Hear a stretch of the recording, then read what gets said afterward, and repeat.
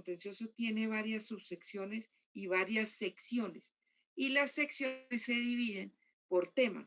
Entonces nosotros decimos, la sección primera tiene que ver todo lo que es nulidad, la sección segunda tiene que ver la parte impositiva, la sección tercera tiene que ver contratos y entonces cada sección, si se acuerdan, tiene los temas a conocer. Entonces, dependiendo de cuál es el tema propio de la demanda, pues va para la sala respectiva. Y cuando se trate del recurso de revisión que contra las sentencias ejecutoriadas que dicten los jueces administrativos, conocen los tribunales administrativos. Entonces uno dice, bueno, listo, esto procede contra todo tipo de sentencia. Sí, pero tienen que ver que estén ejecutoriadas o que sean proferidas por esos tres. Las reglas de competencia las trae, o sea, las reglas de competencia las trae, aquí hay una edición que trae la ley 2080. Si quieren, leamos, por favor, tienen abierto el 249.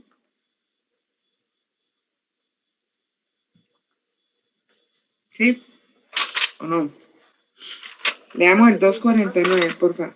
El 249, ¿qué es? Allá tuvo una modificación, yo se las aclaro ahí. ¿Quieren leamos? Artículo 249. De los recursos de revisión contra las sentencias dictadas por las secciones o subsecciones del Consejo de Estado, conocerá la sala plena de lo contencioso administrativo sin exclusión de la sección que profiere la decisión.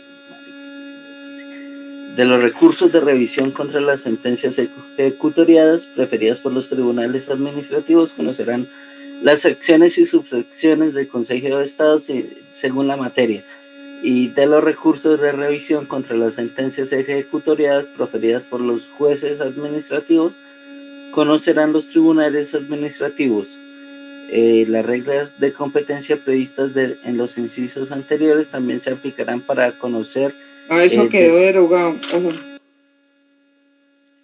Ay, no, siga, yo le digo que arreglaron. No, las reglas de competencia. Conocer de la solicitud de revisión de las decisiones judiciales preferidas en esta jurisdicción regulada por el artículo 20 de la ley 797 del 2003. Ese no fue cambiado, sino adicionado por la ley 2080. Dice, las reglas de competencia previstas en el inciso anterior también se aplicarán para conocer de la solicitud de revisión de las decisiones judiciales proferidas en esta jurisdicción que regula el artículo 20 de la ley 797 del 2003. ¿Cuál es la ley? La ley 797. Mire, esa tiene que ver, yo la había bajado. Esa tiene que ver con la revisión contra que se hace o los recursos contra las decisiones que imponen a los tesoros o a los fondos públicos unas condenas en dinero por caso de pensiones o conciliaciones. Entonces, cuando, por ejemplo, en esas decisiones se revise, viola el proceso, esto tiene que ver, miren, básicamente, ay, no tengo, si quiere bájense, pero no lo vamos a leer, por favor, es que no tengo el celular aquí. Bajen la ley 797 del 2003. Esa tiene que ver con el régimen de pensiones y de pensiones y las prestaciones económicas. Mírenme el nombre de la ley.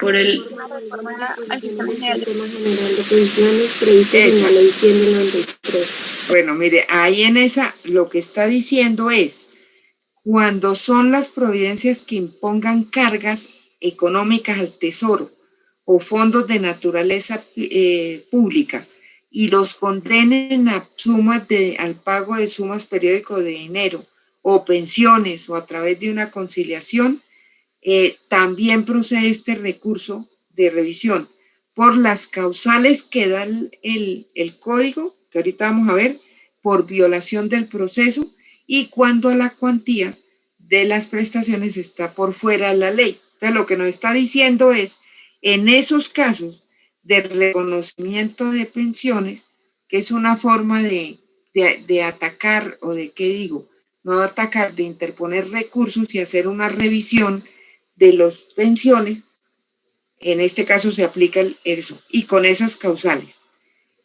Mire, listo, ¿cuál es el trámite que tiene? Más adelante está el trámite primero, es un recurso que debe interponerse dentro del año siguiente a que quede ejecutoriada la providencia o la sentencia contra la cual se va a interponer.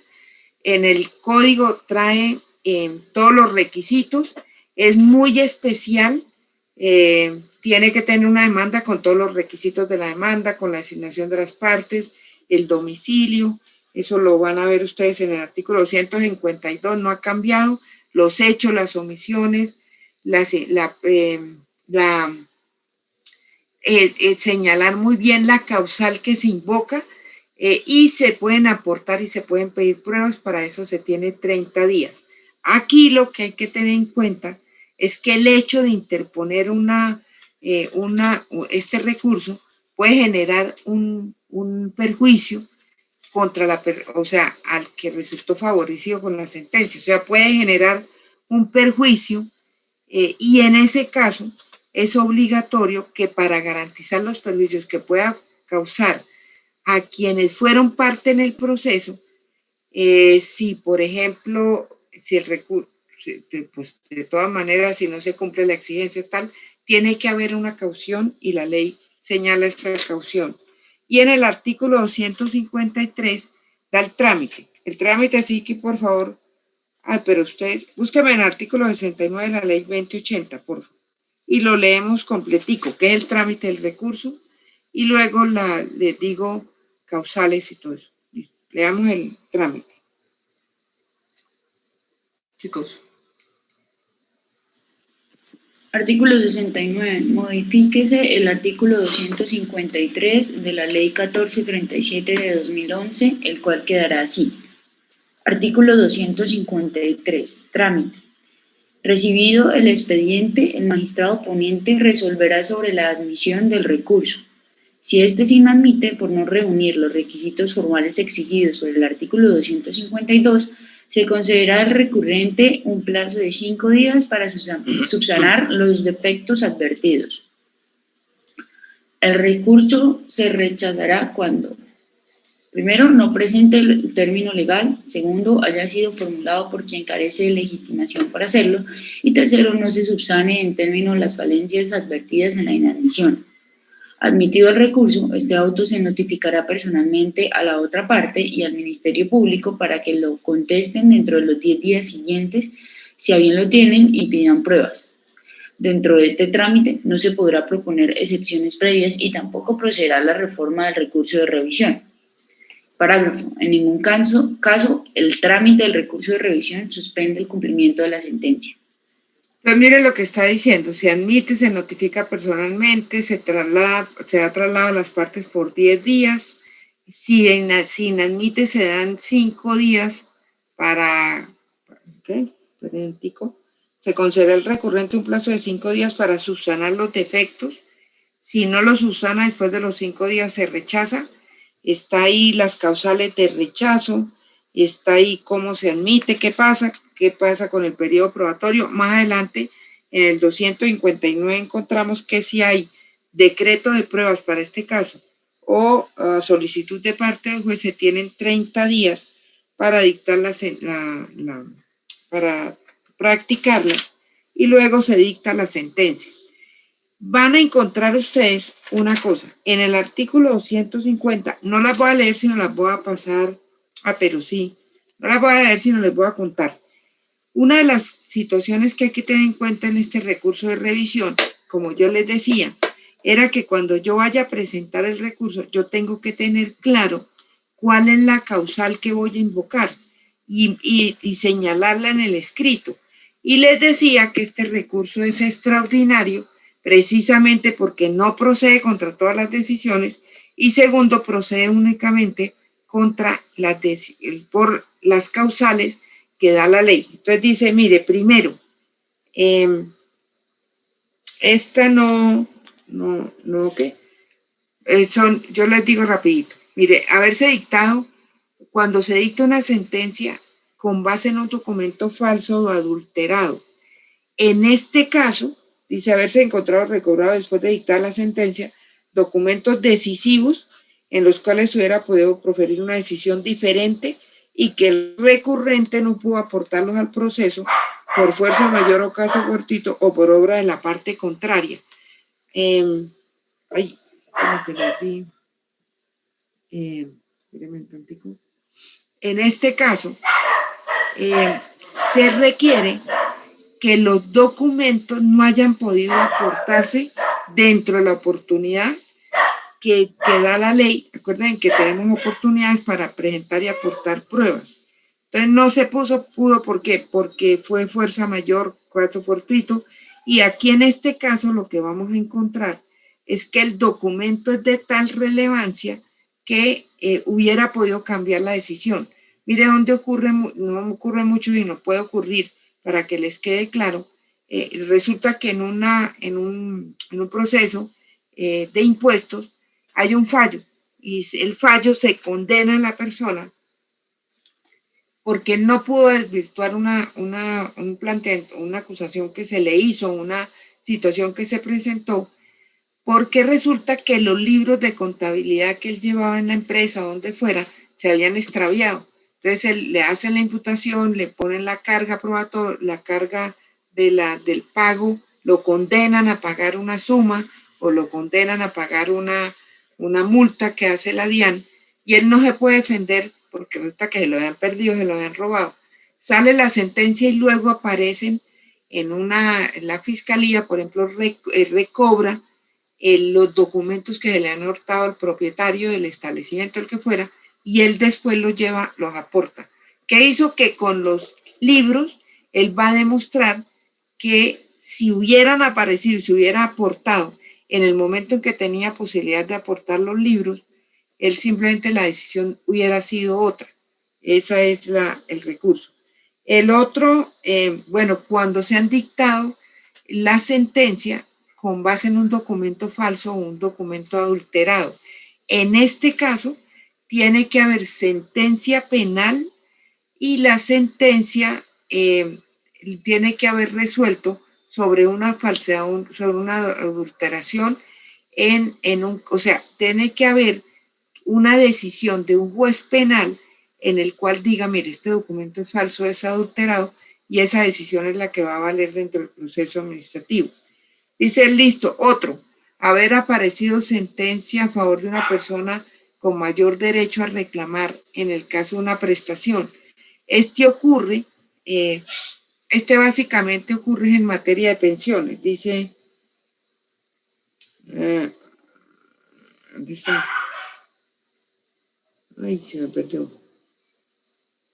Espera un momentico.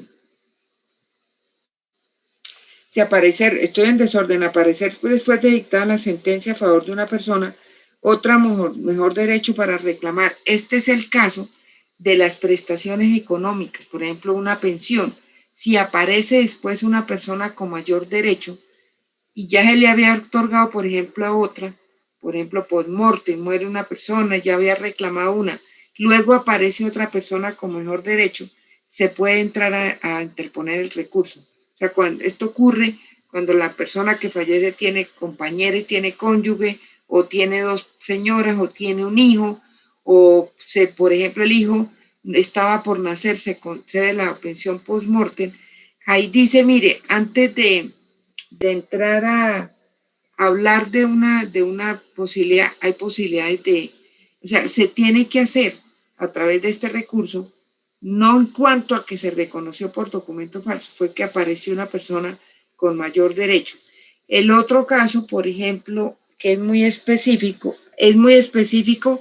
y esta es una de las partes que critican al código. Dice, no tener la persona en cuyo favor se decretó una prestación periódica, por ejemplo una pensión, al tiempo del reconocimiento, la aptitud legal necesaria o perder esa aptitud con posterioridad a la sentencia o sobrevenir alguna de las causales legales de pérdida del derecho.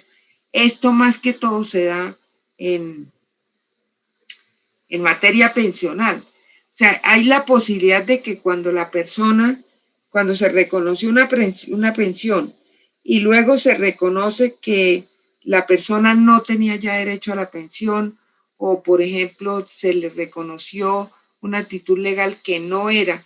Entonces, de acuerdo esta no es de aplicación porque acuerden los que ya ustedes ya estudiaron la seguridad social, por ejemplo, en el reconocimiento de una pensión, por ejemplo, por invalidez, esa es más o menos la que dice aquí, si la persona recobra la actitud legal, hay un acto administrativo y hay una decisión, perdón, hay una sentencia que le dio la prestación.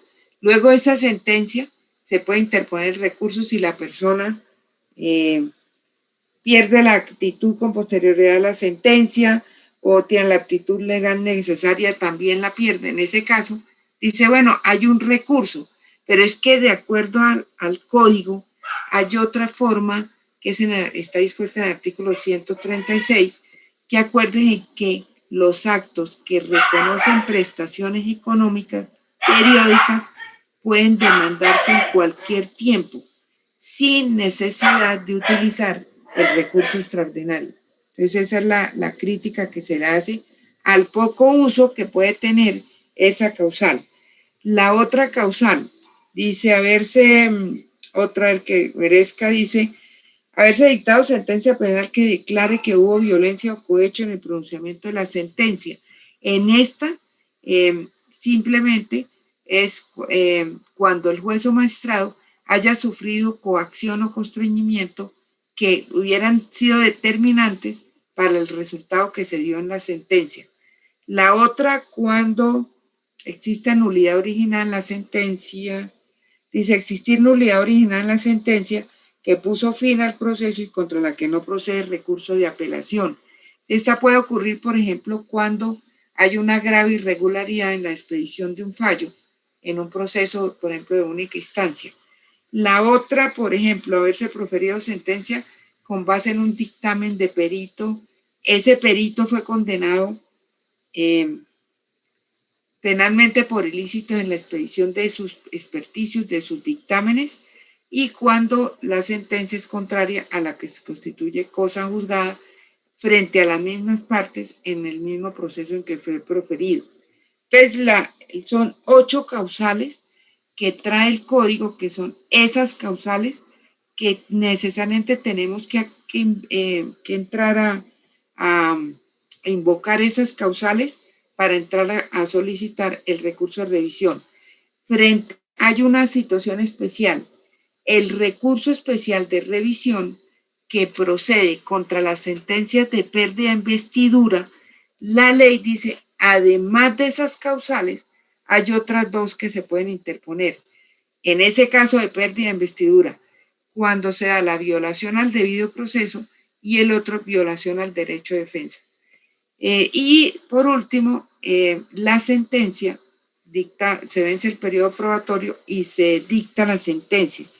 En el artículo 255, ustedes van a encontrar qué ocurre, y ahorita les muestro, ahí creo que cambió algo, no, también fue modificado frente a la sentencia. Entonces dice, mire, si las sentencias declaran que se invalida la decisión que se interpuso el recurso por las causales 1 a 4, o sea, haberse encontrado recordado después de dictar la sentencia de documentos, haberse dictado la sentencia con fundamentos documentos falsos, haberse dictado la sentencia con dictamen de peritos condenados y haberse dictado sentencia penal que declara que hubo violencia cohecho.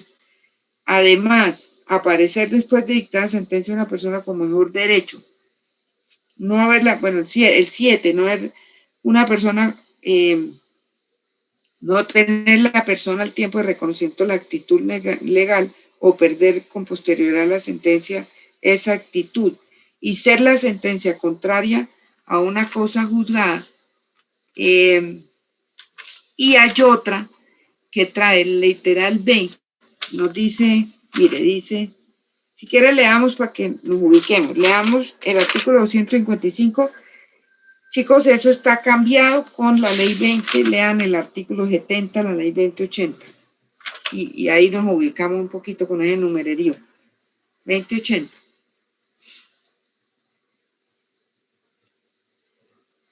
¿Ya? Chicos, háganles porque no me va a alcanzar. ¿Encontraron? Ya me durmieron. Lo leo, profe. Sí, por favor, rápido. Oiga, los otros chicos están dormidos todos. Y por ejemplo, Juliana, Juan David, Juan Camilo. ¿Están despiertos? O paro. Eliana. Sí, profe, yo estoy despierta, no te estoy tomando apuntes. Paula, listo. Veamos rapidito esto. Veamos, Pierre. Modifique el artículo 255 de la ley 1437 del 2011. Sentencia. Vencido el periodo probatorio se dictará sentencia. Si el competente encuentra fundada alguna de las causales de los numerales 1 a 4, 6 y 6 a 8 del artículo 250 de este código o la del literal B del artículo 20 de la ley 797 del 2003, invalidará la sentencia revisada y dictará la que en derecho corresponde. Venga, espere, pare, le digo qué es eso de la ley 797 del 2003. Esa ley 797 en ese artículo ordena la revisión de las sumas periódicas que se impusieron a cargo del Tesoro y a los fondos, y el literal B dice, cuando la cuantía del derecho reconocido excede lo debido de acuerdo a la ley, pacto o convención colectiva. Cuando, has dicho, cuando se reconoce una prestación con cargo a un fondo público y esa prestación periódica está superior al valor que debió tenerse por la ley. O sea, si a mí, un pacto, si a mí me reconocen una pensión de 20 millones de pesos, o sea, a ver, usted se va por encima y ese tiene que ser, eso es lo que está diciendo. Ese es el numeral, ese es el artículo 20 de la ley 797 del 2003. Listo, sigamos, por favor.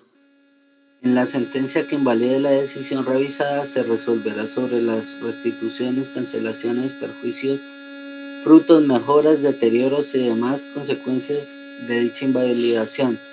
Si el expediente no existiere prueba para imponer la condena en concreto, esta será en abstracto y se dictará cumpliendo a lo dispuesto en el artículo 193 de este código. Bueno, paremos ahí. Ya, listo. Ese es el recurso extraordinario. Acuerde que es precisamente el más alto recurso que se sigue ante la jurisdicción.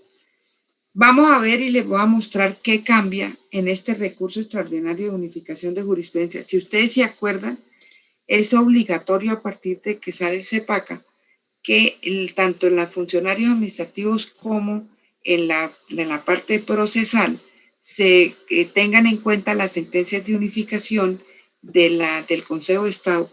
En este caso, ¿qué cambia? Concreta muy bien cuáles son las sentencias de unificación y da el trámite de este recurso. Sí, ¿por qué lleva este recurso? Si yo pido frente a una actuación administrativa que me unifiquen el recurso y esa unificación se niega, sabiendo yo que hay una sentencia que unifica y que todo tiene unos criterios uniformes, buscando la igualdad, yo puedo irme al recurso extraordinario de unificación de jurisprudencia.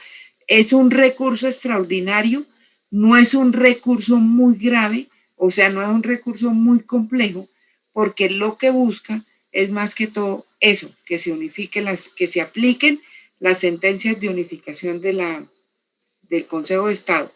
Entonces dice que busca básicamente ese objetivo. Dice, es hacer la unificación de la jurisprudencia del Consejo de Estado sobre la aplicación de normas para unos temas específicos, indicando el sentido que debe seguir, en este caso, la jurisdicción en la solución de conflictos. Y entonces ahí le voy a mostrar qué finalidad, cuál es la causal, cuál es la procedencia. Mire, de acá, chicos, hay cambios importantes, así que tengan cuidado cuando vayan a mirar, porque aquí se hubo unos cambios con la ley 2080. Entre otros dice, mire, ¿qué es lo que busca? O sea, si yo leo, dice, el recurso extraordinario de unificación de jurisprudencia tiene como fin, en el artículo 256 del código, dice, ¿cuál es el fin? Entonces dice, asegurar la unidad de la interpretación del derecho, ahí está. Aplicar en forma uniforme y garantizar los derechos de las partes y de los terceros que resulten perjudicados con la providencia recurrida y, cuando sea el caso, reparar los agravios inferidos a tales sujetos procesales. Ese es lo que dice, ese es el objeto que trae. ¿Qué causal es? O sea, ¿cuál es la única causal que hay? Dice que la sentencia, la única causal es que una sentencia que se haya expedido sea contraria o se oponga a una sentencia de unificación del Consejo de Estado. Y el código nos dice, listo, ¿cuándo procede? En la ley 2080 precisa, ese fue uno de los cambios que dio la ley 2080, precisa que el recurso procede tanto por los procesos, o sea, ¿qué dice? El recurso, y esto es clave, mire, por acá, venga, les digo, ¿dónde está? Mire, dice, el recurso extraordinario de unificación de jurisprudencia previsto en este capítulo, según el acuerdo, no, dice, esperen tantico, el recurso de unificación procede contra las sentencias dictadas en única y en segunda instancia por los tribunales administrativos, dice tanto para los procesos que exigen por el decreto 01 del 84, como los que se tramitan por la ley 1437. ¿Por qué se hizo esa claridad en la ley 20? Porque hay todavía vigentes procesos que se adelantan con el Código Contencioso Administrativo, la ley, el decreto 01, o sea, el anterior. Recuerda que un proceso administrativo dura 10 años. Con la ley que empezó, sigue. Entonces, si esa sentencia que se dicta en ese proceso viola, en ese proceso que se aplica el Código Contencioso anterior o se paca, se puede interponer el recurso. O sea, cualquiera sea, eso lo aclaró el código, dice que procede contra cualquier tipo de cualquier tipo de providencia que se dicte, o esas providencias contrarias a una sentencia de unificación que se dicte en el proceso que se sigue, atendiendo el Código Contencioso Administrativo o el CEPACA. Esto lo aclaró la ley 2080. Entonces dice, bueno, ¿contra qué procede? Mire, en el artículo 257, ustedes van a encontrar cuáles son las causales, o sea, que nos indica contra qué procede. Entonces hay que determinar si son sentencias de contenido patrimonial o económico. Entonces, en ese caso, ¿qué hace el código? Determina las cuantías. Entonces dice, listo. Primero, aclaró que procede contra procesos que estén adelantándose con el CEPACA o con el Código Contencioso. Segundo, determinó que cuando sean sentencias de contenido patrimonial, esto ya existía. Tiene que haber una cuantía mínima para que proceda la sentencia, para que proceda el recurso extraordinario. Entonces dice primero, bueno, listo, ¿cuál cuantía? Ahí están.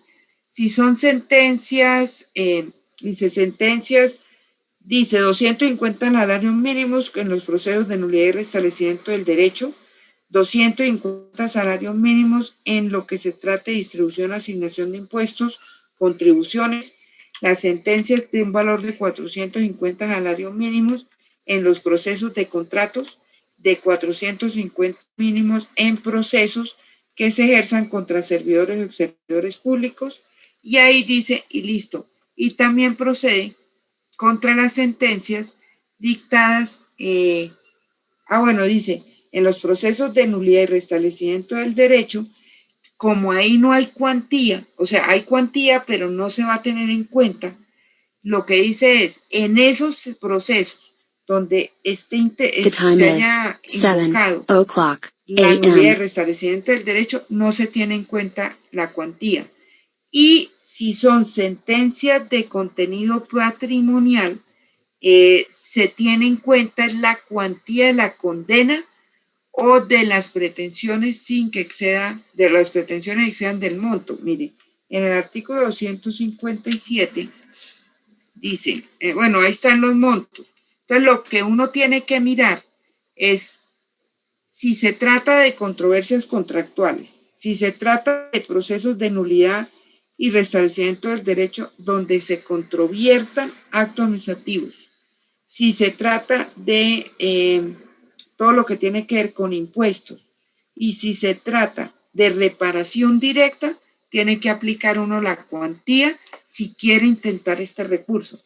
Lo que está diciendo, listo, eso es por cuantía, pero cuando se trata de nulidad y restablecimiento del derecho de carácter laboral y pensional, no hay cuantía. De resto es. Entonces, esas son las pautas que nos da el código para efectos de interponer los recursos. Lo que sí aclara más adelantico dice, este recurso no procederá para los asuntos previstos en el artículo 86, 87, 88 de la Constitución. ¿Qué quiere decir? Que yo no puedo interponer el recurso extraordinario de unificación de jurisprudencia cuando se trate de recursos cuando se trata de en acciones de tutela, ni tampoco en los medios de protección de derechos e intereses colectivos, ni los de grupo. O sea, en esos tres casos de acciones constitucionales no procede este recurso. Y básicamente es eso. O sea, ¿qué es lo que busca en últimas el recurso? Aplicar las sentencias de unificación del Consejo de Estado. No procede contra todas las sentencias, procede contra las que vimos que determinan la cuantía o cuando se trate de materia pensional o laboral sin cuantía y sea nulidad y restablecimiento del derecho. Pero básicamente es en esos procesos. Ahora, ¿quién conoce este recurso? O sea, ¿ante quién se interpone? Es resuelto por las secciones de la Sala de lo Contencioso Administrativo, teniendo en cuenta el tema de la sentencia que se recurre. O sea, uno interpone el recurso y le dice, listo, yo solicito que me den aplicación a esta sentencia de unificación. ¿Quién lo va a conocer? La sección correspondiente, teniendo en cuenta el tema de que se trata. Acuerden que cada una de las secciones tiene sus propias competencias. Entonces, si por ejemplo se trata de contractual, entonces me toca la tercera. Se trata de impuestos, creo que es la segunda. Se trata de laboral creo que es la segunda.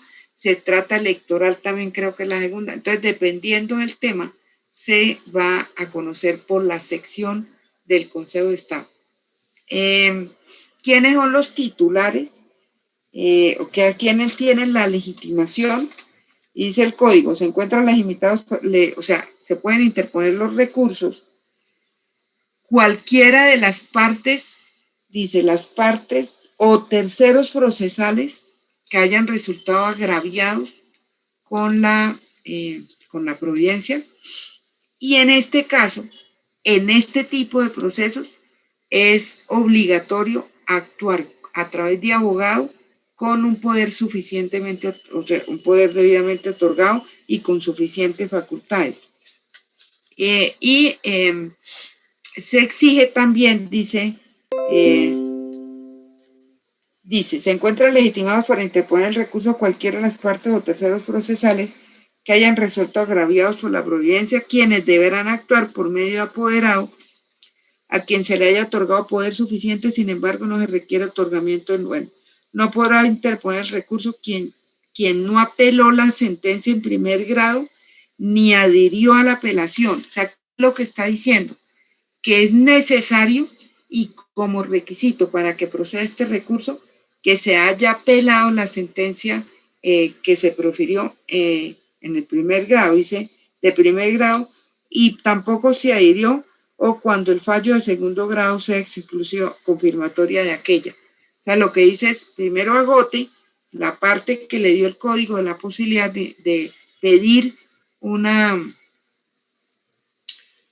la extensión de jurisprudencia y luego si vayas el recurso. Se interpone obligatoriamente dentro de los 10 días siguientes a la ejecutoria de la sentencia que va a ser objeto del recurso. Si no se interpone en ese tiempo, se rechaza o se declara desierto, si por ejemplo debe sustentarse. ¿Qué ocurre? Que una vez se interpone, dentro de los 5 días siguientes se concede el recurso y ordena que el expediente se remita a la sección que la va a conocer. Si se recurre, dice, el recurso deberá interponerse y sustentarse por escrito ante quien expidió la providencia más tardar dentro de los 10 días siguientes de su ejecutoria. Si el recurrente se interpuso y sustentó, el ponente lo concederá dentro de los 5 días siguientes y ordenará la remisión del expediente para resolverlo. De lo contrario, declara desierto. Están los requisitos del recurso, que es como si fuera una demanda. Está la designación de las partes, cuál es la indicación de la providencia, una relación breve y concreta de los hechos y la indicación. Antes había que anexar la copia a la sentencia, hoy simplemente dice, indique la sentencia de unificación que estima que es contraria y las razones por las que usted considera que es contraria. Ahí está. Si el recurso reúne todos los requisitos, se admite, y si no, pues se inadmite. Si no procede, se rechaza. El código se admite, el trámite del recurso es muy cortito. En el artículo 267 sí hay un cambio que trae la ley 2080 y es el efecto en que se concede el efecto de la sentencia. Entonces, ¿cuáles son los efectos de la sentencia? Si el recurso prospera, ya sea total o parcial, la sala anula en lo pertinente que prosperó, o sea, anula la parte de la sentencia recurrida y dicta una que la va a reemplazar o adopta las decisiones. Si el recurso se desestima, se condena en costas. Y si el Consejo de Estado anula una sentencia que se cumplió en forma total o parcial, deja sin efectos los actos procesales. Venga, leamos, busque en el artículo 75 y leemos ahí estos efectos de la sentencia que sí son importantes. Chicos, el artículo 75 de la ley 80, de la ley 2080. Y ya les muestro otra cosita aquí importante. Por favor. Chicos, ¿han dormido ya? No, puedo creer. Y vayan bajándome otro importantísimo de 78. A ver si están dormidos, espere, yo le digo quién me lea. Daniela Martínez, ¿está por ahí? Juan Camilo Gualdrón. Sí, profe, pues, ¿qué artículo? Porfa. Ahora en la ley 2080, ¿la tienen abierto? Y me va listando, por favor, sí, Juan David Serrano, ¿y no está dormido? Alísteme el artículo 78. Léame el 72. Ay, no, espere. El 75, que son los efectos de la sentencia de unificación. Modifíquese el artículo 267 de la ley 1437 del 2011, el cual quedará así. Efectos de la sentencia. Si prospera el recurso total o parcialmente, la sala anulará en lo pertinente la providencia recurrida o dictará la que deba reemplazarla o adoptará las decisiones que correspondan. Si el recurso es desestimado, se condenará en costas al recurrente. Cuando el Consejo de Estado anule una providencia que se cumplió en forma total o parcial, declarará sin efecto los actos procesales realizados con tal fin y dispondrá que el juez de primera única instancia proceda a las restituciones y adopte las medidas a que hubiere lugar. Además, el Consejo de Estado ordenará que en el auto de obedecimiento a lo resuelto en el recurso extraordinario se cancele la caución de que trata el artículo 264. Si el recurso de unificación de jurisprudencia no prospera, la caución seguirá amparando los perjuicios causados, los cuales se liquidarán y aprobarán mediante incidente ante el despacho de primera o única instancia, según el caso. Este deberá proponerse dentro de los 60 días siguientes a la notificación del auto de obedecimiento a lo resuelto por el superior. Bueno, había una situación es que en estos casos, como un recurso tan importante, el juez tiene la competencia de dictar la correspondiente cambio en la sentencia y adopta las decisiones que le correspondan para efectos de lograr que se haga la unificación. Mire, hay unos artículos que por favor, eso, por lo menos si no los leen, ténganlos en cuenta. Mire, en los artículos 270 y 271 hay dos cosas muy importantes. Y ese fue modificado, estos fueron modificados con la ley 2080. El 270 nos dice, listo, ¿cuáles son las sentencias de unificación jurisprudencial? O sea, ¿cuáles son los criterios que tiene el Consejo de Estado para decir estas sentencias de unificación jurisprudencial? Y ahí nos dice son por importancia jurídica, por trascendencia económica social, por la necesidad que tiene el Consejo de Estado de unificar o sentar jurisprudencia o precisar un alcance, del alcance de una sentencia, o resolver diferentes diferencias en interpretación y aplicación. En este caso, esa partecita que dice de interpretación, esa fue cuando sale el código fue demandado y dijo, a ver, cuando se habla de interpretación, la única que puede unificar interpretación es la Corte Constitucional. Y la Corte Constitucional dijo, efectivamente, cuando se trata de normas de la Constitución, yo soy la que doy la interpretación última. Pero en el caso de normas de lo contencioso, sí tiene esa posibilidad el Consejo de Estado. Entonces dice, unifica jurisprudencia para si hay diferentes formas de las cuales se está dando interpretación a una norma del código, una norma administrativa, y se está aplicando en forma diferente, también se unifica. Y las proferidas en recursos extraordinarios.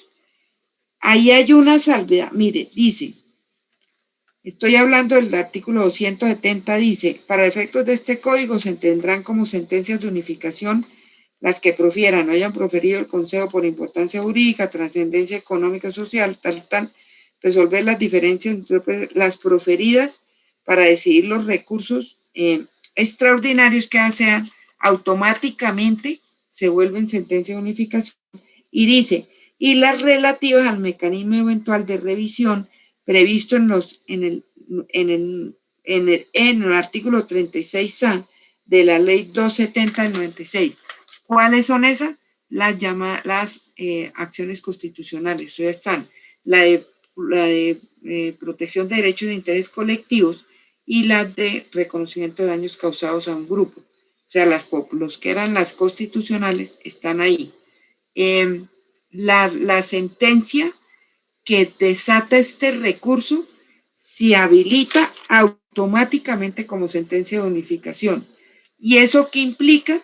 Que todos los jueces y magistrados de la jurisdicción de lo contencioso administrativo tiene que ser tomada como precedente vertical y en los fallos que profieran lo sucesivo, siempre y cuando se den pues las mismas circunstancias de hecho y de derecho. Pero además acuerden que estas sentencias de unificación se dan frente a las autoridades administrativas. También tiene que aplicarlas tienen que extender los efectos de las sentencias de unificación en las que se haya reconocido un derecho y a quien lo solicite porque en la situación particular que él tiene se le dan los mismos supuestos fácticos o jurídicos, o sea, los mismos hechos que se ventilaron en las sentencias de unificación y la misma parte, o sea, los mismos supuestos jurídicos.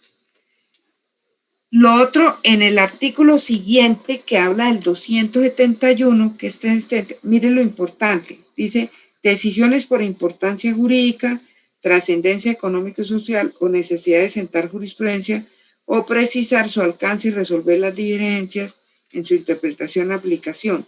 Entonces ahí lo que está diciendo es, que por razones de importancia jurídica, de trascendencia económica o social o necesidad de sentar o unificar jurisprudencia, entonces se aplica, dice, el Estado puede asumir el conocimiento de los fallos que se den en sentencia. Esto también, dice, le corresponde a la sala plena de lo contencioso administrativo dictar sentencias y autos de unificación sobre los asuntos que provengan de sus secciones. Y ahí está lo que es el trámite de competencia y cómo se da esas decisiones de uniformidad que deben dictar en los fallos para aplicar las sentencias de unificación. Acuerden que es importante, y lo van a mirar ustedes para efectos de entrar a buscar que se garantice, y es lo que buscó cuando se dio tanto la extensión de jurisprudencia en la parte administrativa como en esta, es garantizar el principio constitucional a la igualdad. Eso es básicamente lo que se da. Y por último está el otro recurso, que este sí, por favor, cogen apuntes o lean o tomen la ley, y es el recurso extraordinario de anulación. ¿Dónde lo encuentran? O sea, ¿dónde está este recurso? Está en la ley 1563 del 2012, que es el Estatuto Nacional o Internacional de Arbitraje. Es decir, ¿y eso qué tiene que ver con la jurisdicción de lo contencioso? O sea, ¿por qué estoy hablando mire, primero, cuando las partes de un contrato, o sea, cuando se presenta un conflicto en materia contractual, acuérdese que en el contrato debe ir una cláusula que diga cómo se resuelven las diferencias que surgen durante la ejecución del contrato y debe tener mecanismos alternativos de solución de conflictos. Y uno de los mecanismos alternativos que usan mucho en la solución de conflictos es el de que se resuelva a través de un tribunal de arbitraje. Entonces, ¿qué pasa? Que prácticamente las partes, cuando suscriben el contrato, están renunciando a la posibilidad de que el conflicto que tienen se lo revise un juez, sino que lo va a resolver es un tribunal de arbitraje. Pues listo, el tribunal de arbitraje lo dicta, el tribunal dicta un laudo, que es la sentencia. Ese tribunal ese tribunal es de única instancia, o sea, no hay recurso, lo que puede hacer es interponer recursos contra ellos, pero ya de frente a la decisión, frente a esa decisión, no hay una segunda instancia, pero resulta que puede ocurrir que se den errores en el procedimiento, o sea, no son errores y no puedo apelar ni puedo acudir a otra instancia porque yo, por ejemplo, no estoy de acuerdo con el laudo. Eso sería ante el mismo tribunal.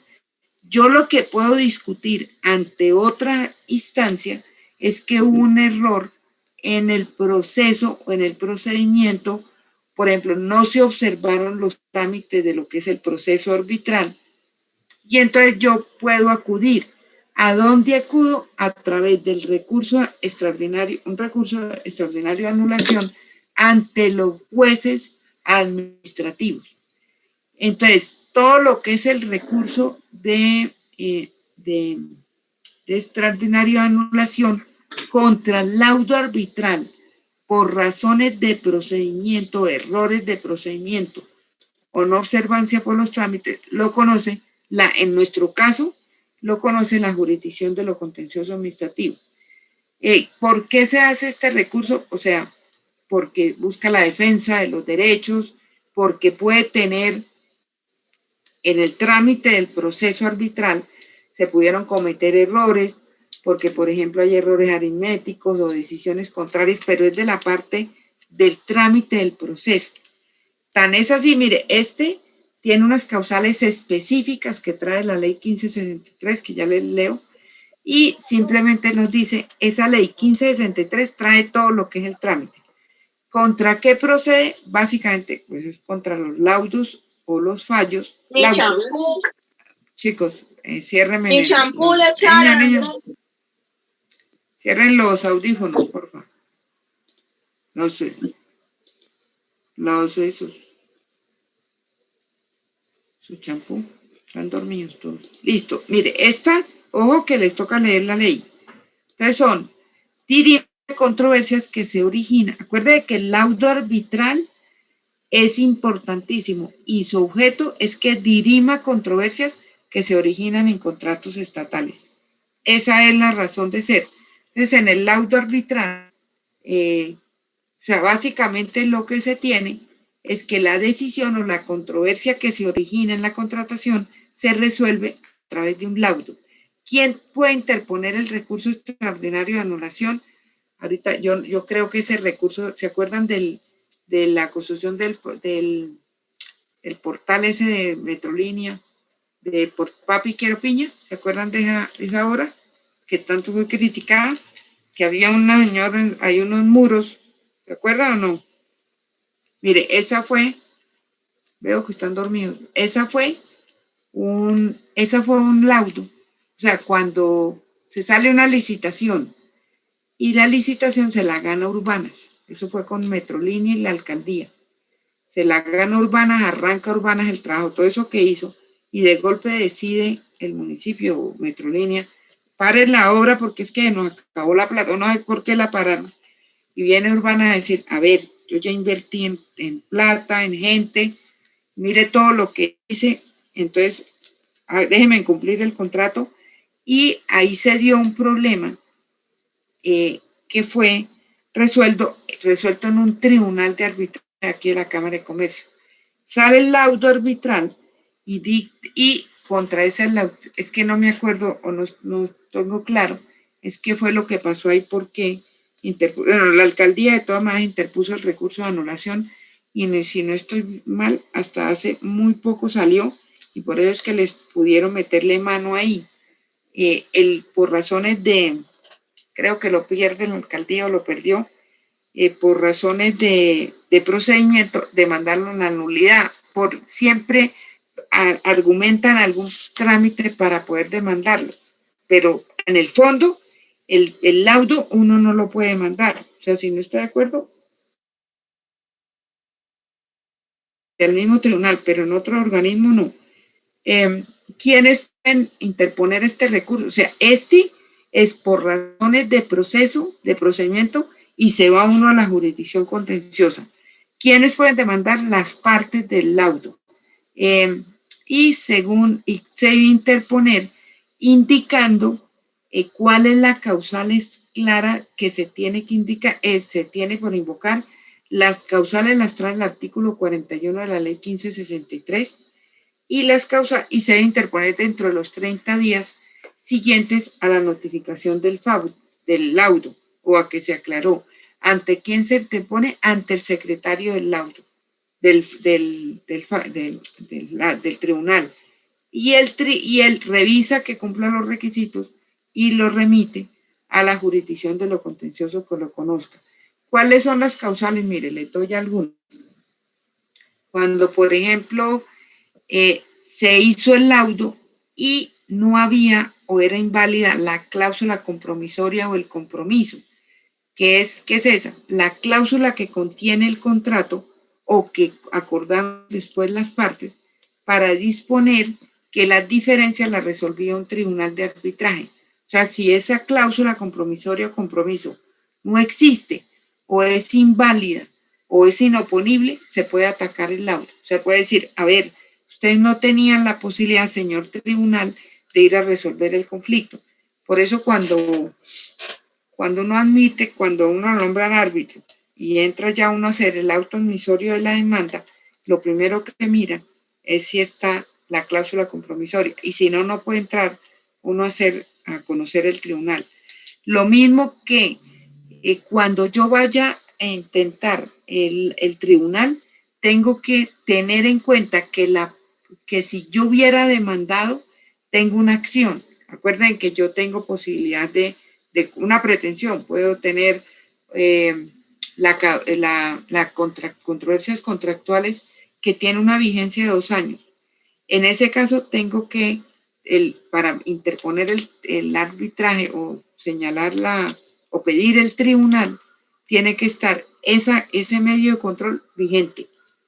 Puedo, por ejemplo, porque falta jurisdicción o falta competencia, o por ejemplo el tribunal no se constituyó en debida forma, la ley dice cómo se constituye el tribunal, o por ejemplo faltó en una de las partes la representación, hubo una mala notificación, un malo emplazamiento, o por ejemplo se negó una prueba que era fundamental dentro del proceso, o se dejó de practicar una prueba. Mire que son todas de razón, todas las son de tipo procesal, o por ejemplo se profirió el laudo después de vencido el término para el proceso. Mire, en la cláusula compromisoria o las partes acuerdan por lo general cuánto puede durar un proceso arbitral. El proceso arbitral dura por ahí de 6 a 10 meses, pero las partes en la cláusula compromitoria dicen, pueden decir, el proceso arbitral dura tanto. Si se sale y dictan el laudo después de ese tiempo, puede ser demandable. Por ejemplo, también siendo un laudo en derecho, por ejemplo, se dictó en equidad, eso no es posible. O por ejemplo, no se tuvo en cuenta, o hubo errores aritméticos, o por ejemplo, hubo interpretación diferente de las normas, o por ejemplo, se tomó decisión sobre aquellos asuntos que no eran competencia del tribunal. Entonces, la ley lo que trae es una cantidad o una serie de causales que son taxativas y que uno tiene que señalarlas en la demanda, cuando interpone el recurso. El recurso también es muy especial. El recurso tiene que fundamentarse, tiene que explicar por qué es que yo voy a interponer el recurso y señalar, acuérdense que es por motivos básicamente de carácter procesal. Les decía que se interpone ante el secretario revisa y si cumple todos los requisitos que da la misma ley, se corre traslado a la otra parte, a la parte contraria. La parte contraria tiene posibilidad de manifestarse y luego de que eso se manifiesta, se va directamente a ¿quién? Al juez competente para efectos de que él decida. ¿Quién es el juez competente? El juez competente es en este caso, es el Consejo de Estado. En el caso nuestro, de lo contencioso administrativo, es el Consejo de Estado, por lo general la sección tercera.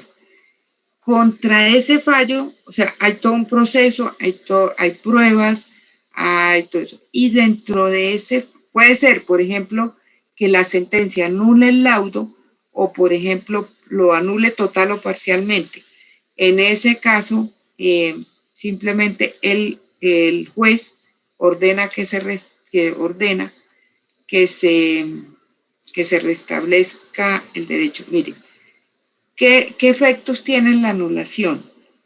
Si, por ejemplo, si anula el laudo porque era inexistente el laudo, o sea, no había pacto arbitral, ¿qué pasa con la sentencia?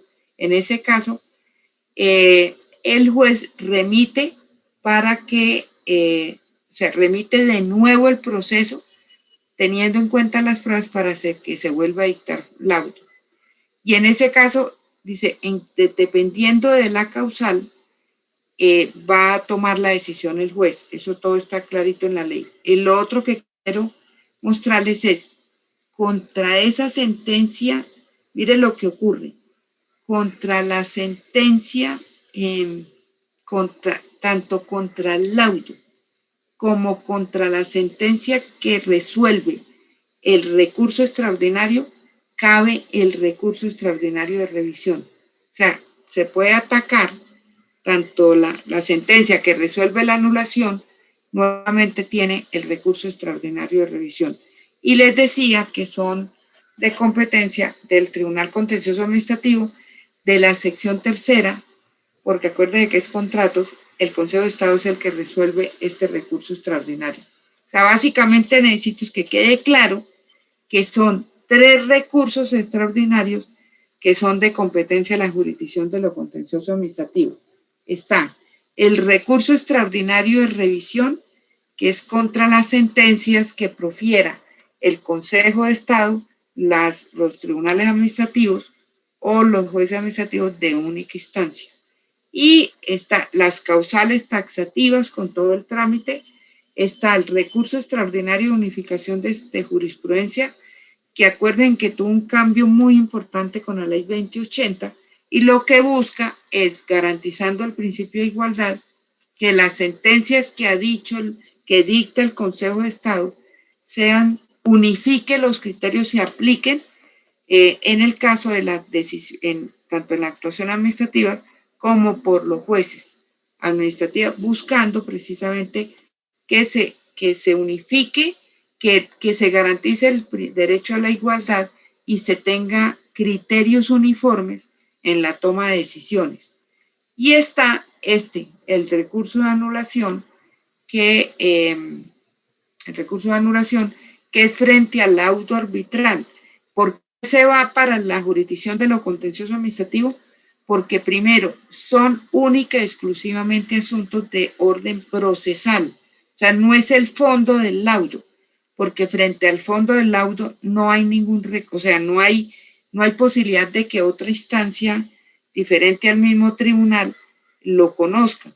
Aquí lo que se trata es de mirar que hubo errores de carácter procesal y en este caso, como los laudos arbitrales son de contratos, lo conoce la sección tercera del Consejo de Estado, de la Sala de lo Contencioso Administrativo del Consejo de Estado, por las causales y con el trámite procedimiento que da la ley 1563 del 2012.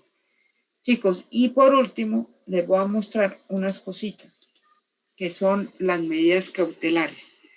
En el caso de las medidas cautelares, quiero dejarles, bueno, yo creo que llamado en garantía, yo creo que ustedes eso lo tienen claro y creo que inclusive yo lo he oído, lo he dicho varias veces, pero sí frente a las medidas cautelares hay un capítulo especial que es novedoso en el CEPACA. ¿Por qué fue novedoso? Porque se tenían como medidas, primero, como medidas cautelares, realmente no había sino una en la jurisdicción de lo contencioso, o frente a los procesos administrativos, que era la suspensión del acto administrativo. Cuando uno demandaba la nulidad y restablecimiento del derecho o nulidad de un acto administrativo, lo que uno le decía al juez es, como medida cautelar, si el acto administrativo está causando un perjuicio, yo lo único que podía hacer era pedirle al juez que suspendiera los efectos del acto, pero no habían otro tipo de medidas cautelares. Y en el caso, por ejemplo, se hablaban de medidas cautelares, por ejemplo, en las acciones constitucionales. Y no era mucho, porque el trámite era simplemente suspendas. Y no era mucho la regulación que traía el código en materia de medidas cautelares. ¿Qué hizo el CEPACA? Entre otras cosas, cuando sale un capítulo, y búsquenlo, por favor, paren ahí. Sale un capítulo 11, que habla de las medidas cautelares. Entonces ahí dice, bueno, ¿cuándo proceden las medidas cautelares? ¿Qué contenido tiene? ¿Cuáles son los tipos de medidas cautelares? Todo eso. Entonces les voy a mostrar cómo dan esas medidas cautelares, la oportunidad, rapidito. Mire, primero, en el procedimiento administrativo, en este procedimiento, a diferencia de lo que ustedes estudiaron en el procedimiento ordinario, chicos, ustedes sí me están oyendo, todos están dormidos. Profe, aquí seguimos. Cuando me vean que faltan 10 minutos, me avisan, por favor, para poder armar los grupos rápido. Y yo dicto esto rápido. ¿Sí? ¿Listo? Mire, medidas cautelares, ustedes ya lo vieron en el procedimiento ordinario. En cuanto a medidas cautelares, el trámite es muy similar. Pero aquí lo que hay que tener en cuenta es que es lo novedoso. Primero, que lo plasmó el CEPACA. Segundo, que en materia de lo contencioso administrativo, lo que buscan las medidas cautelares es más que la protección del patrimonio individual, que es al contrario del proceso ordinario. Aquí lo que buscan es la protección de la comunidad, de los intereses de la comunidad. Entonces son aquellos mecanismos provisionales que se adoptan en un proceso para garantizar que el objeto del proceso y la efectividad de la sentencia. ¿En qué proceso se toman? ¿En qué proceso? Mire, si ustedes ven en los artículos, dice, el 229 dice, en todos los procesos declarativos que se adelanten ante la jurisdicción antes de ser notificado el auto emisorio de la demanda o en cualquier estado del proceso. Entonces, ¿qué nos está diciendo? Son mecanismos provisionales que se adoptan en un proceso para garantizar el objeto del proceso y el cumplimiento de la efectividad de la sentencia en los procesos declarativos. ¿Cuáles son los procesos declarativos que se adelantan ante la jurisdicción? Recuerden que los declarativos son aquellos cuya finalidad, o sea, y que yo aspiro en la sentencia, es que el juez me declare la existencia, la modificación o la extinción de un derecho o una relación jurídica entre el Estado y un particular, o que busco condenar a una persona al cumplimiento de una prestación. Yo le digo, señor juez, declare que me está violando un derecho, declare que me desconoció un derecho, declare, condene al Estado, y básicamente los procesos declarativos son los que se adelantan a través de los medios de control de nulidad. Ahí, por ejemplo, declare la nulidad, reparación directa, y otro, por ejemplo, controversias contractuales. Entonces, en todos los procesos declarativos yo puedo pedir las medidas cautelares. Y dice, bueno, lo otro es que en el CEPAC, primero, la solicitud de medidas cautelares puede ser una vez presente con la demanda.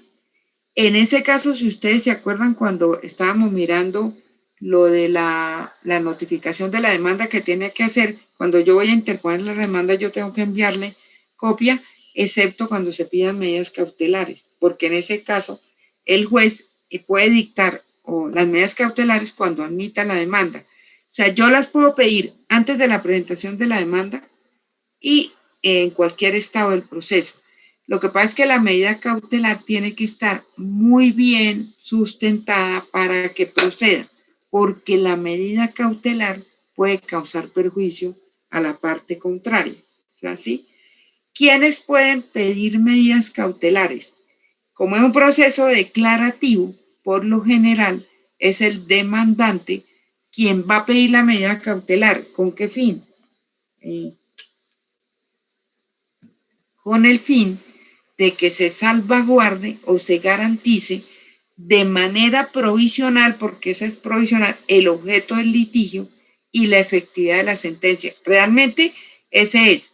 O sea, ¿qué es lo que busco yo con la medida cautelar? A ver, salvaguarde y garantice el objeto del litigio y que sea efectiva la sentencia. Excepcionalmente, o sea, siempre es de parte, excepcionalmente la puede hacer de oficio el juez, pero se puede hacer. ¿Qué es lo que hay que tener en cuenta? Mire, en el artículo 230 del código dice cuáles son los 3 tipos de medidas cautelares que hay. Entonces dice, hay preventivas, hay medidas, hay medidas preventivas, hay conservativas y hay anticipativas o de suspensión. Entonces, mire, no les voy a leer, sino para que ustedes tengan en cuenta. Mire, primero, una medida cautelar que yo le puedo pedir al juez, es preserve el estado anterior a la ocurrencia de la conducta vulnerante o amenazante. ¿Qué es eso? Es que yo le estoy diciendo, mire lo que trae, estas las trae mucho. Esperen que es que tengo aquí torcido esto. Estas las trae mucho el proceso de las acciones populares, de las acciones constitucionales. Pero mire, ¿qué le puedo pedir al juez? Mire, por ejemplo, le digo, preserve el estado anterior a la ocurrencia de la conducta. Es decir, que si hay una amenaza, que si que si ocurrió una conducta que me amenazó mi derecho, me vulneró el derecho, yo lo que le estoy diciendo al señor juez, dice, mire señor, dicte una medida, acoja la medida cautelar para preservar el estado anterior al que yo me encontraba antes de la conducta amenazante. Entonces, en eso, por ejemplo, se puede dar el lugar en que se le suspende, por ejemplo, a una persona un tratamiento médico. El juez, todo el proceso, pero el juez puede ordenar, por ejemplo, que se continúe un tratamiento médico. Puede ser porque le están vulnerando un derecho a una persona. Lo otro que yo le puedo pedir es que suspenda, por ejemplo, una actuación administrativa o una actuación contractual que está causando un daño y que se tengan que tomar medidas que superen la actuación. Mire, por ejemplo, por eso les digo que estas se aplican mucho en los procesos, en las acciones constitucionales. Mire, es muy normal que cuando, por ejemplo, una construcción esté contaminando un agua y el agua resulta que el agua surte, el acueducto de un municipio, pues le dice, a ver, señor, suspenda ese procedimiento porque resulta que está violando y está vulnerando los derechos mientras usted decide. La otra es, si ve que son diferentes a las del proceso ordinario que ustedes estudiaron, está la otra, suspenda los efectos de un acto administrativo en forma transitoria porque está esa suspensión que se dio, o sea, por ejemplo, suspenda los efectos de un acto administrativo. ¿Qué es eso? Resulta que esto ocurre o puede ocurrir cuando una persona que está gozando, siendo una persona, por ejemplo, de tercera edad, está gozando de una pensión o de una prestación o una pensión que le otorgó Colpensiones y resulta que le suspenden el pago, siendo una persona de tercera edad. Entonces le dice, señor juez, suspenda el acto administrativo mediante el cual me suspendieron mi pensión mientras usted decide. ¿Por qué? Porque me está causando un daño. Esa es otra medida cautelar. La otra, por ejemplo, ordene la adopción de una medida, de una decisión administrativa. Por ejemplo, dice, puede ordenar la demolición de una obra. Si, por ejemplo, hay una casa que se cae, para evitar un perjuicio mayor, yo puedo pedirle al juez como medida cautelar, ordene, por ejemplo, o una obra, ordene la demolición de la obra. La otra, por ejemplo, imparta órdenes a las partes del proceso y le impone una obligación de dar o no hacer. Mire, en algunos casos hay unas actuaciones que son discrecionales de las autoridades.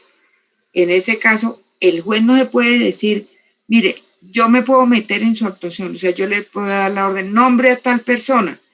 En ese caso no es una medida cautelar, o sea, no se puede hacer, pero sí le puede decir o puede, o sea, el juez no puede suplir al funcionario competente. Por ejemplo, declara a una persona insubsistente. Cuando presenta la demanda, el funcionario puede pedir lo que quiera y le dice, mire, como medida cautelar, señor juez, usted ordene que me ingresen. Y le dice, qué pena, señor, esa no es mi función, porque esa es del resorte discrecional de la administración pública. Lo que sí puede decirle es que tome las medidas necesarias para efectos de mirar si es posible que se restablezca el derecho, pero no dar la orden. El código, mire, está aquí. Si quiere, tómenle foto ahí. Eso pueden ser, hay requisitos para que se decreten las medidas, están acá, tipo medidas. El código lo trae en el artículo 231. Entonces dice que la demanda está refundada en derecho, que el demandante haya mostrado la titularidad del derecho. Todos esos requisitos están. Y además, simplemente los requisitos hay que tener en cuenta. ¿En qué momento se pueden pedir medidas cautelares? Acuérdense que aquí son dos momentos, en la presentación de la demanda o en cualquier estado del proceso. Si se presentan con la demanda, el juez en una providencia que es separada del proceso, ordena que se corra traslado a la parte contraria para que se pronuncie y luego toma la decisión. Y si es presentada después de la demanda, también se corre el traslado a la parte contraria para que se pronuncie y la decisión se fija en lista. Hay que hacer una caución por los daños que puede ocurrir y está en el código todo lo que es la finalización de la medida. Chicos, me da una pena correr, pero se nos acabó el tiempo. Está la finalización de la medida, los recursos. Bueno, aquí hay dos cosas que es así, ustedes la van a oír, que la van a oír muy seguido. Y es, había una medida cautelar, por ejemplo, una de las medidas cautelares es que yo les decía, que era la única que decía, suspenda los efectos de un acto administrativo. O sea, señor juez, el acto administrativo me está causando unos agravios, suspenda los efectos del acto. ¿Qué ocurre? Que puede suceder que el acto administrativo, por otro lado, se vuelva a hacer o se vuelva a reproducir. En eso sí es claro el código y es causal gravísima contra el funcionario. O sea, que estando suspendido un acto administrativo o habiéndose anulado un acto administrativo, es prohibido que se reproduzca si tiene el mismo contenido del acto que se suspendió. Si se reproduce, ¿qué pasa? Que se puede mandar y le pide uno al mismo juez que, por ejemplo, le ordenó la suspensión o no anuló, que lo examine y si encuentra que lo repitió, inmediatamente lo anula. Pero lo anula con otra situación muy particular, que como está reproduciendo el nuevo acto, un acto que está anulado o un acto que está suspendido, declara la nulidad y expide copias para que se abra proceso penal y proceso disciplinario, con todas las responsabilidades que va a hacer. Entonces eso sí, hay que tenerlo en cuenta. Chicos, luego vienen, me da pena, hay unos procesos especiales que yo les decía, el que acabamos de ver es el proceso ordinario, nos faltaron unos punticos de terceros intervinientes, pero es muy similar a lo que tienen ustedes en el proceso ordinario, y el llamamiento en garantía, que eso creo que lo vimos ya cuando miramos la repetición, que simplemente es no esperar que salga condenado el Estado para hacer la repetición, sino en el mismo proceso llamar al funcionario presuntamente responsable para que responda, para que junto con la entidad el juez determine quién es el responsable y en qué porcentaje. Ese no tiene, es un trámite corto, recuerde que se presenta junto con la demanda y que se tiene que resolver igualmente dentro del proceso. Y veíamos cómo el proceso es ordinario, etapas, es oral, es mixto. Pero hay otros procesos que son especiales, que es los que le estoy mostrando. Hay nulidad por inconstitucionalidad, que lo vimos como medio de control. El de pretensión directa de legalidad tiene un trámite corto también. Está el de pérdida de investidura, que tiene cambios nuevos. Está el electoral, están los ejecutivos, que es el ejecutivo de mayor cuantía, está la tutela y están todo esto. Sobre eso yo, con las pautas que voy a darles, es que vamos a trabajar en el examen. O sea, estos temas los vamos a desarrollar, lo van a desarrollar ustedes. Yo les digo cómo, les mando de hoy a mañana a más tardar los temas a tratar y cómo quedan, cómo se va a resolver. Lo que me presenten en el tema tiene nota, la presentación tiene nota y yo doy las pautas. De hoy en 8 del previo, ¿no? Chicos, ahora sí. Profe, pero van a hacer como preguntas o... No, yo se las mando, tranquila. Es como una exposición del trabajo, ¿verdad? No se maten, que yo les voy a decir qué necesito. Sí. Profe, los grupos van a ser los mismos de las... No, por eso les digo que yo les voy a decir el grupo. Miren, Esperen, rapidito. Si me dicen si quedan tal cual o se cambian y si están todos, por favor. Esperen, porque se me perdió. Todo me está perdiendo. Esperen. Vieron las notas, ¿no? Ojo que tienen muy buenas notas, no la tiran a lo último. Le voy a calificar tanto el tema que desarrolle como la presentación. Son 2 notas. Entonces está, esperen. Mire, hay un grupo que está formado, máximo 3. Yo conté con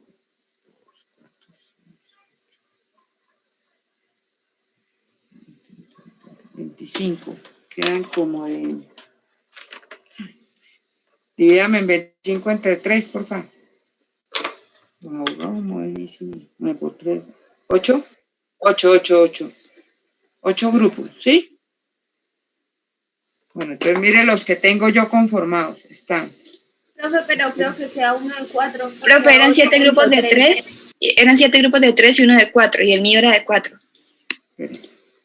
Esperen, les voy diciendo y me dicen. Hay uno que está María Paula Arenas, María Camila Rincón, Daniela Martínez y Camila Torres. Ese es de 4. Ese es el mío, sí, señora. Ahí queda, ¿no? Otro. Sí, profe. Andrés David Caicedo, Daniel Núñez y Andrea Julián Herrera. ¿Están por ahí algunos? Sí, señora, profe. Sí, señora. El otro grupo, Angie Tatiana Celis, María Paola Suárez y Camilo Gualdrón. ¿Están? Sí, profe. Profe. Perfecto. Juliet Córdoba, María Fernanda Murillo es otro. Este le toca meter a alguien. ¿Están por ahí Juliet o María Fernanda? Sí, profesora. Pero ahí les toca meter otro y no nos salen muchos grupos. Está Fabián Alberto, Magnum y Haider Tapias. ¿Están por ahí algunos? Sí, profe. Están los 3 ya. Está otro con listo. Esteban Galán, Cristian Santos y Edwin Jerez. ¿Listo? ¿Están? Sí, profe. ¿Uno? Sí, perfecto, sí. Ay, ahora esperen que... Está otro grupo, Caterín Gómez, Marian Tello y Pierce Babón. ¿Listo? Sí, señora. Y el Sí, otro, señora. María Paula Rincón, Lidey, Natalia Rojas, Juan David Serrano. Están todos ya, ahí. ¿Quién faltó? ¿Nadie? Entonces vamos a mantener los mismos grupos. Yo les escribo hoy, todos están en WhatsApp, ¿no? Yo les escribo hoy, ahorita mismo me voy a poner a acabarlo, que ya lo tengo medio montado. Les mando las pautas y les mando el tema específico de cada grupo. ¿Listo? Y la presentación es de hoy en 8. Arrancamos a las 6 de la mañana y yo voy a pedir sala para que sigamos de 8 a lo que necesitamos. Calculen que pongámosle 15, 20 minutos de exposición a cada grupo. 20. O sea, no es tan rápido tampoco, pero tampoco es tan complejo. Entonces, por favor, tengamos en cuenta eso. ¿Listo? Pregunta, chicos, me da pena. De 6 a 8 hacemos el trabajo y de 8 a No, 10 exponemos. el trabajo lo hacen ustedes. El trabajo lo traemos hecho a la clase. No, por eso lo doy hoy. Se los voy a dar hoy o mañana. El trabajo no es para hacer en un día. O sea, el trabajo, yo lo mando hoy, vayan desarrollándolo, lo completan, pero lo que les estoy diciendo es, el tema como tal, lo que es el contenido tiene una nota y lo que es la exposición otra nota. Todos tienen que exponer. Entonces, después les digo cómo son las pautas, qué es lo que tienen que hacer. ¿Listo? Cualquier duda o algo, si quieren nos conectamos, no sé si el jueves están abiertas las líneas o nos podemos conectar por WhatsApp o lo que sea con las dudas que tengan de trabajo. ¿Listo? Listo, profe. Listo, Chicos, profe. ha sido un placer grandísimo. Listo, profe, muchísimas gracias. A ustedes ojalá hayan aprendido algo. Me da pena correr, pero se nos acabó.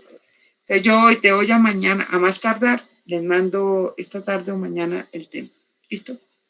Un besito. Chao. Listo, hasta luego, profe. Gracias, gracias. Chao, chao. Chao, que estén bien, chao.